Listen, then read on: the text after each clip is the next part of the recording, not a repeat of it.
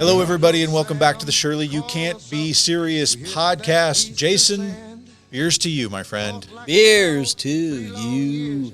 Now, it seems absolutely ridiculous that Clint Eastwood would be singing a song at the intro to this movie with Mr. Ray Charles himself. It seems ridiculous that Clint Eastwood would be singing it at all, but as it turns out, he has had a long career of singing. Here's to you, old amigo, for all the good times.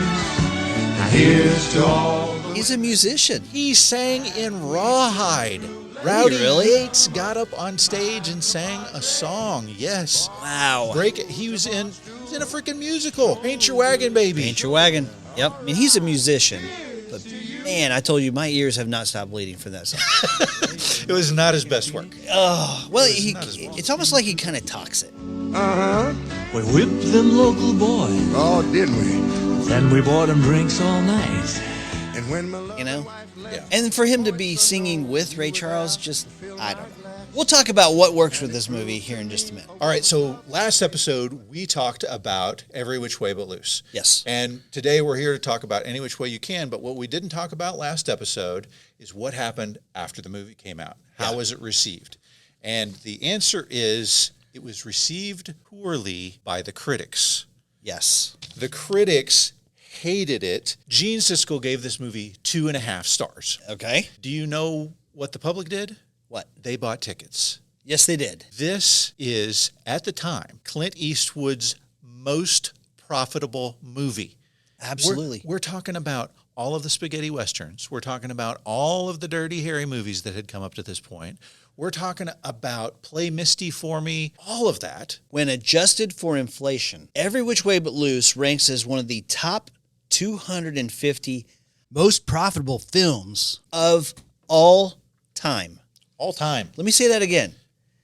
Top 250 most profitable films of all time, adjusted for inflation. That is crazy. Listen to this. The budget was $5 million. It made $104 million. It's crazy. That's raking it in, man. Yeah, it is. So, with that kind of success, you have to do a sequel. Absolutely. You got to do it, right? Right. And as it turns out, the guy who wrote the first movie has a second movie that he is ready to write, puts that one out, fixes a lot of problems. Yes, he does. Every Which Way But Loose is not a perfect movie, and they fix a lot of stuff come second round. They filmed this movie in the summer of 1980, and they do a different director. And Clint Eastwood takes yet another cue from Burt Reynolds and brings in to direct his stuntman.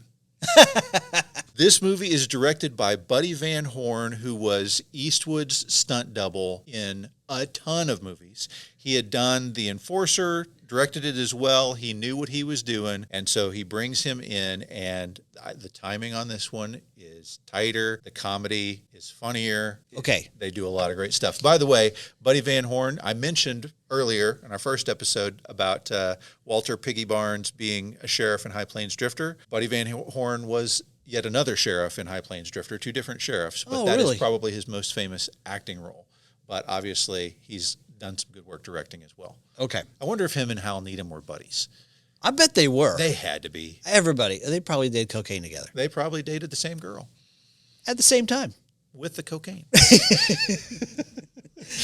Hey, I'll tell you what, Clint Eastwood and Burt Reynolds, but Clint Eastwood in the late 70s, he had the kind of clout to say to the studio, I want this guy directing me. Yes, I know he's my stunt double. I want my girlfriend to be the lead. I want all of my buddies to be in the movie, and we're going to go on the road, and we're going to have a great time. This is the beginning of things like Cannonball Run. Yeah. Where you get a bunch of friends together, they have a great time, they all party the whole way down, and the chemistry shows on screen. Big road trip. It's fantastic. There's one other thing that you mentioned right there, and we'll probably talk about it here in a minute. What they did with Any Which Way You Can, and what movies don't do enough of, in my opinion, they figured out what worked, they cut out what didn't, and they doubled down on the laughs and the fun. 100%. 100%. Why don't people do that more often? I don't know. Okay, so this is set 2 years after Philo Beddoe fought Tank Murdoch in the first movie, which we haven't even really talked about that. He fights Tank Murdoch. The whole buildup of the movie is this big fight that he throws. Yeah, it's another bad decision I don't. I mean, I don't know if they're taking their cue from Rocky or what the deal was. There was a trend in the late 70s to have these sort of competition movies or sports movies where the team or person loses and then ends up learning something about themselves. And that was just kind of the trend. So you got Rocky, you got the Bad News Bears. Yeah. You got Every Which Way But Loose. Yeah, and I mean, I think the idea in Every Which Way But Loose was he's hearing all of the people talk about Tank Murdoch being washed up. Yep. And he imagines himself in that position, right? He doesn't want to be the guy who's washed up in a few years like Tank is, fighting these dumb fights years later, which is a great lead in for this one, because in this one, he's like, I'm done fighting. I'm not going to do it anymore. Starting to like it too much. Yeah. Like the pain.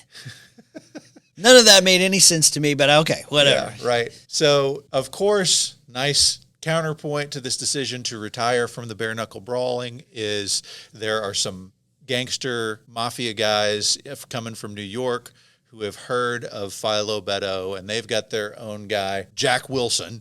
Jack Wilson. Oh, what a great name. Yes. And they're like, we can make so much money if we can get these guys together to fight. And so when the guy from New York shows up to talk to Philo Beddoe's like, I'm retired, not doing it anymore. And then he pulls out, $20,000? Here you go. Right. Okay, I'm back in. Yeah. I'm looking for Mr. Philo Beddoe. You're talking to him. I'm talking to his feet. Well, the top half of them can hear you.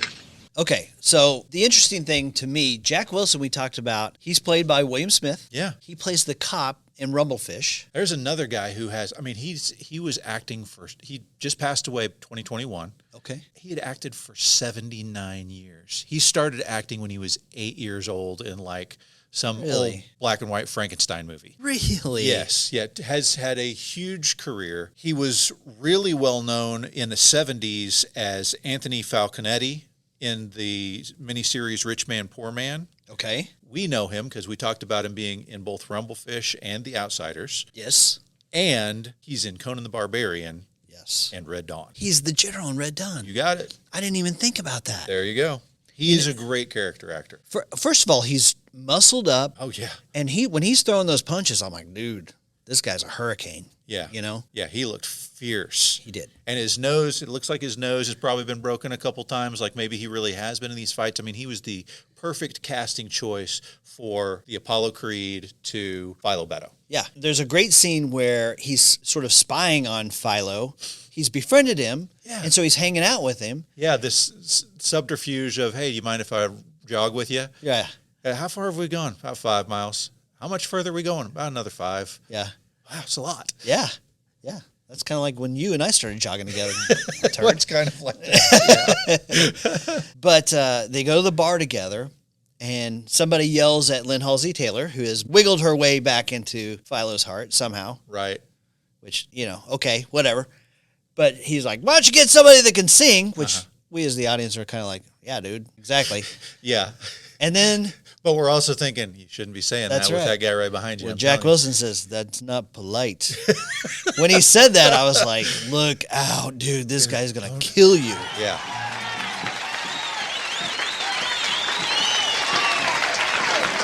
Why don't you get somebody who can sing around here?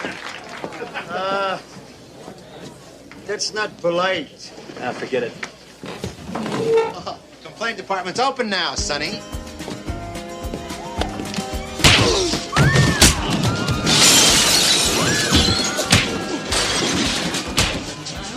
But again, all just a subterfuge so that he can see how good Philo Beddoe can fight. Eats it like candy. He likes the pain. Find out what you want to know? Yeah, I did. You're fast and you like pain. You eat it like candy. But it's cool. I really like the Jack Wilson character because, number one, he's tough. Yeah. But he's kind of friendly. He's likable. He's likable. Yeah. He's like, let's forget this fight, man. There's no point to it. Yeah. Let's just call it off. And then when they have the fight, well, I'm not going to give up. You got to give up. Right. No, I'm not going to give up. No, your arm's broken, see? You need to give up. Fight's not over. Yeah. The final scene, we'll talk about that here in a minute. Yeah. Okay, let's talk about the cast. Okay, so we talked about the cast because there's a ton of carryover. We talked about it in our first episode. Obviously, William Smith is a new addition. And then we have the Mafia guys. Yes. They come in. You got Harry Gardino. As Beekman. Yep. He was in several of the Dirty Harry movies. He was in Dirty Harry and he was in The Enforcer. Okay. And then you've got Michael Cavanaugh, who's the guy who comes to give him the money. Yes. He was also in The Enforcer. Yeah. Okay. Yeah.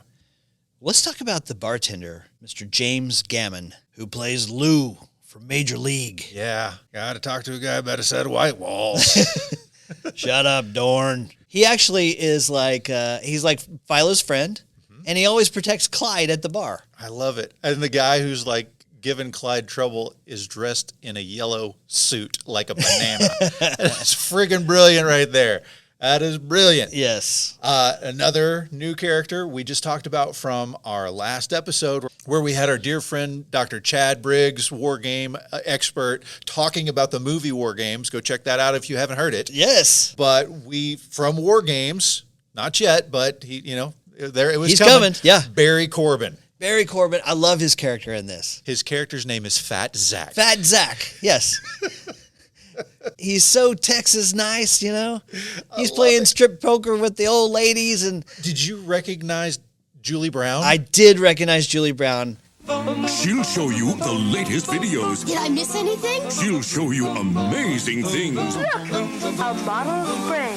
She'll show you a really good time. Miss Julie Brown stars in Just Say Julie. Wednesdays at 7:30, 6:30 Central. And again on Sundays at 1:30, 12:30 Central. Only on MTV, so don't touch that dial. If you turn the channel, I will hunt you down and kill you like the dog you are.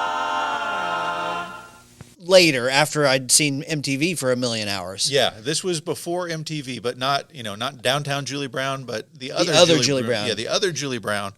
Yes. What knockers? Well, thank you, Doctor. She was in this as one of the bimbos, if you will. Yes. Playing strip poker and flying in the planes. Man, those guys, the Texas guys and their girlfriends, was another bit of comedy gold for this movie. It was so fun, right? Yeah, They're yeah. flying upside down and the girls can't keep their boobs in their shirt. By the way, Julie Brown's character's name is Candy. Of course. Because of course it is. Like candy. Right? Now, wait a minute. John Quaid's back. Yep. Lord, you have given me these crosses to bear, and I will carry them all the way from Jerusalem to Jackson, whichever's closer. But hear me, Lord. Though I walk through the valley of the shadow of death, I will chew on Philo Beddoes' ass for my last supper. We have Anne freaking Ramsey in Any Which Way You Can. Do you know who Anne Ramsey is? When I say the name Anne Ramsey, what do you got for me? The night was sultry. Owen doesn't have any friends. She's Mama Fratelli in the Goonies. Yeah, she's Mama Fratelli in the Goonies. She's Mama in Throw Mama from the Train. She's one of the homeless people in Scrooge. Which we talked about. Yep, go check out our Scrooge versus Christmas Vacation episode. And she is in it with her husband, Logan Ramsey. Yes. Who is also one of the bums in Scrooge. Yes. That was one of the scenes that I remembered in the hotel when she's trying to pack the bag and he's looking at her and all of a sudden all he can see is the hula skirt dancing. I was like, that is friggin' hysterical. Oh, it's so funny. It was gross when I was 11, but today it's hysterical. Anne Ramsey's butt shaking got him going. And that is her actual real life husband. I wanted to bring up Michael Talbot to you. He plays Officer Morgan. So at the beginning of the movie, there's a really funny scene. Looks like Chips. California Highway Patrol. They're riding their motorcycles because they're going to a fight, and a semi comes up behind him, and he pulls his horn. Uh-huh. And you can tell it scares the crap out of those guys. Yeah. Like legit scares them. Yes. Michael Talbot plays Officer Morgan. He's Switek on Miami Vice. Oh, wow. There's like Crockett and Tubbs, and then there's Switek and Zito. They're kind of the backup guys. So is he the guy who you see again at the very end of the movie? Right turn, Clyde. Onward. Oh, that's fantastic. He gets decked by Clyde at the very end of the movie. How did we go through the entire first episode and not say Right Turn, Clyde. We did it because it wasn't in Every Which Way But Loose. Can you believe it? I know, right? That incredibly famous line was not in the first movie. It did not come along until the second movie. And once again, they took that comedy up a notch, knocked all those guys down like dominoes. I was freaking hysterical. If you've never seen either of these two movies, I would say there's at least a decent chance that you've heard the term Right Turn, Clyde. Right turn, Clyde. By the way, my daughter was walking through the room, and she could care less about movies from before she was born. Right. But I said, no, wait, you got to watch this part. The motorcycle gang pulls up. They're giving Philo Beto a hard time. Yeah. You know what we're going to do to you, Philo, all this. And finally he's had enough, and he's like, whatever. Right turn, Clyde. And the monkey goes, whoosh, and he punches Chola, and then they all domino over. And Ava thought it was hilarious. That's great. I tried to watch this movie with Caleb. Yeah? We get to that part, and I'm like, giddy. I'm ready. I'm getting ready. And all of a sudden, Caleb's like, what? He's flipping him off. And I'm like, you're talking through it. Why are you talking through it? And he's like, what? I'm like, dude, you missed it. Oh, he messed it up. Yes. So I had to rewind, and on the rewind, it's not as funny. That's funny. Yeah. Okay, D, I've got a couple of funny moments that I want to talk to you about.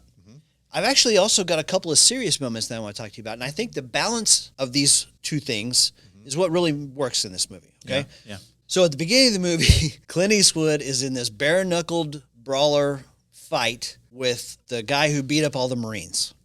Right. And they have this running joke where he's beat all the Marines.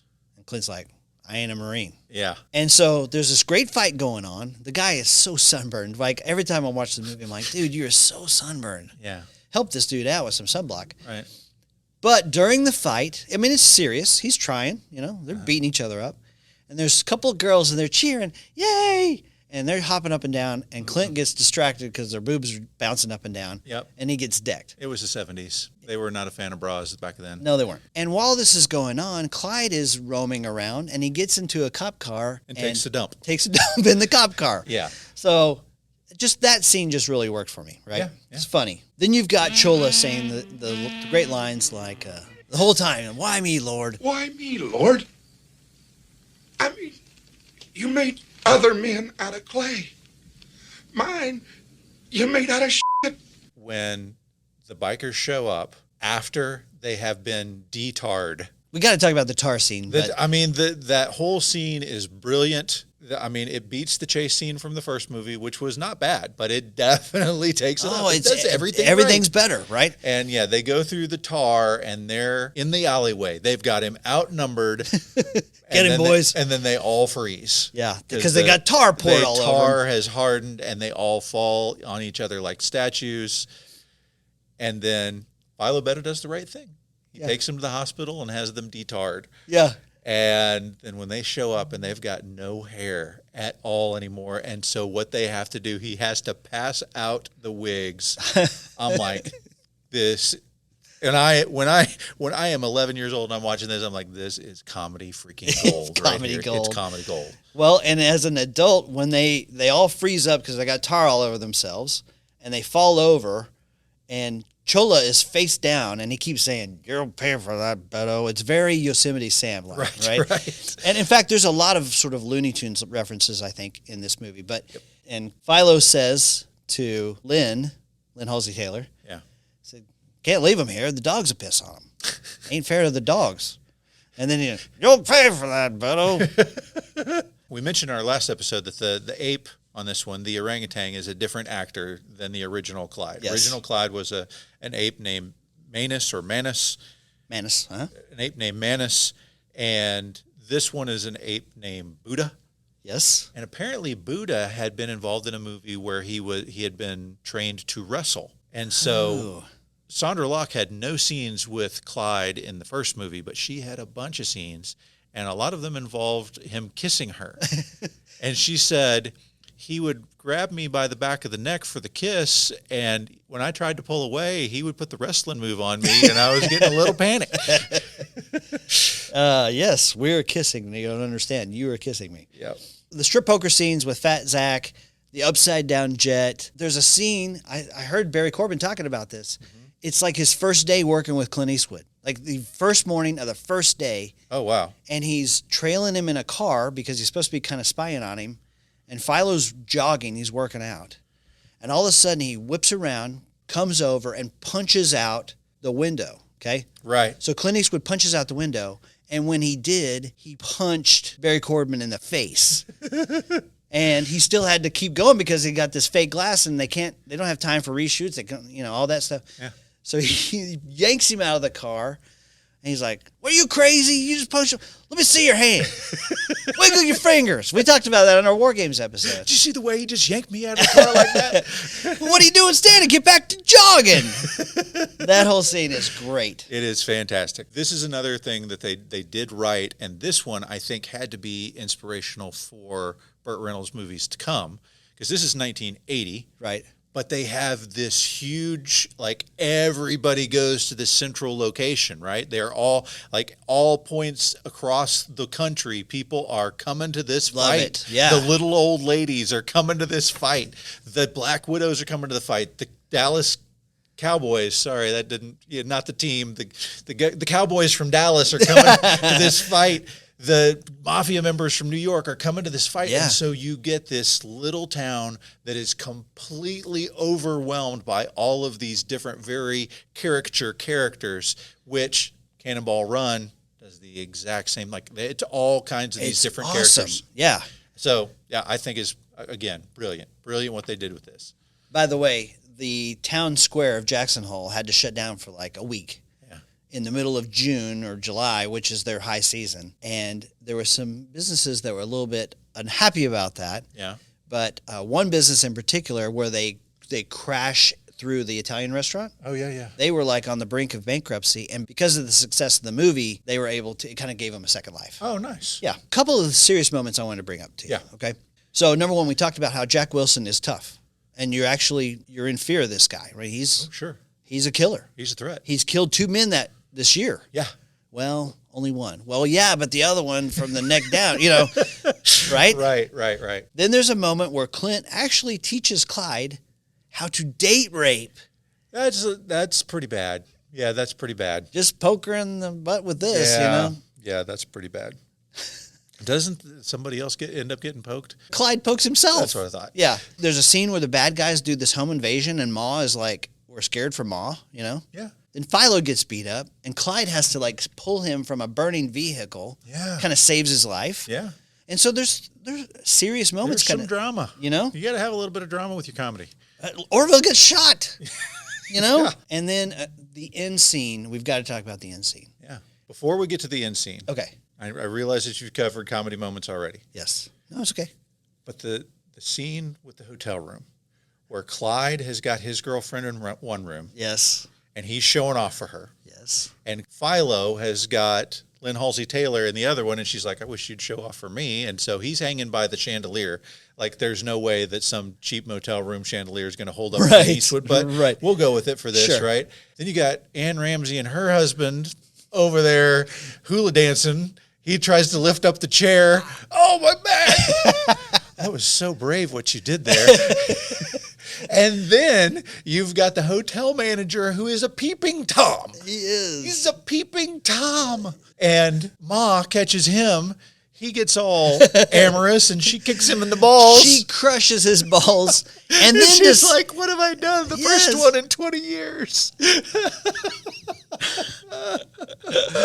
And then she's like, nurses him back to health because like, she come on, wants to baby. get lucky. Yeah, and she does. And she's then like singing and whistling the next day. She is. He's like, she's acting crazy. She hasn't acted this way since. Oh.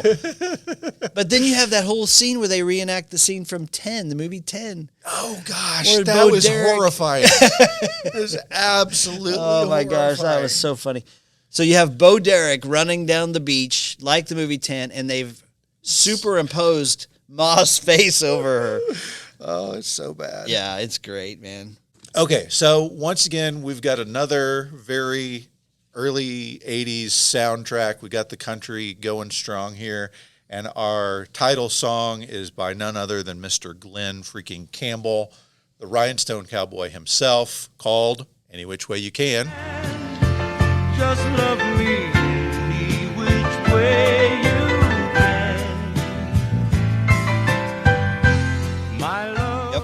And then you've got a whole soundtrack on this one. Beers to you. Yeah, that might not be the best. Might not be the best one to go to, but You're the Reason God Made Oklahoma was a single off of this album, and it did fantastic. Yeah. You've got Whiskey Heaven by Fats Domino. Whiskey Heaven. Yeah. By Fats Domino. I mean, Fats Domino and a cowboy hat. I can't beat it. Right. Now, Sondra Locke tortures this song called One Too Many Women in Your Life, but that one was written by John Durrell and Mr. Phil Everly himself of the Everly Brothers. Which we've talked about before In our Guns N' Roses episode. There you go. Mr. Phil Everly is Don Everly's brother, who is the dad of Aaron Everly, who was Sweet Child of Mine. Yeah. By the way, no one else. The song, the one Too Many Women in Your Life. Yes. One that you love and one you call your wife, I think is how the lyrics go. Yeah, oddly. Sort of interesting, Yeah, right? Yep. Kind of close to home there. Yeah. By the way, speaking of that, I think on the Wikipedia page for Clint Eastwood, it says that he has at least 9 kids. Like, he's very private about how many kids he has, but we know there are at least 9. Yeah. There may be more and probably are. I would say highly likely that there are. I mean, the guy has been a movie star for 70 years. You know who he never had a child with, though? Sondra Locke. Yeah. Let's not talk about Let's not talk about that. Okay. By the way, I just want to drop this little nugget to you. When they're staying in Jackson Hole, the hotel manager gets a little amorous with Clyde, who's dressed up in a nightgown, right? What is up with that? Right? That was so bizarre. Right. And Clyde, like, lifts up his nightie or whatever, and it's just weird, but it's funny. Weird. Just a side note, he's actually looking at a Playboy. Yeah. That Playboy is from June 1980.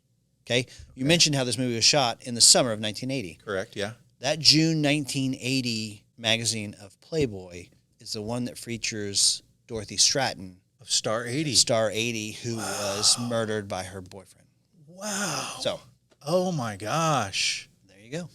Yep, Peter Bogdanovich's girlfriend. Yes. There's a movie I never want to discuss, by the way. If you wanted to put Star 80 on your list, find a guest host. That's not me for that one. I just... yeah, no thanks. No way. Okay. Okay. Back to fun stuff. Yeah. Okay. So, first movie, most profitable movie that Clint Eastwood had ever made.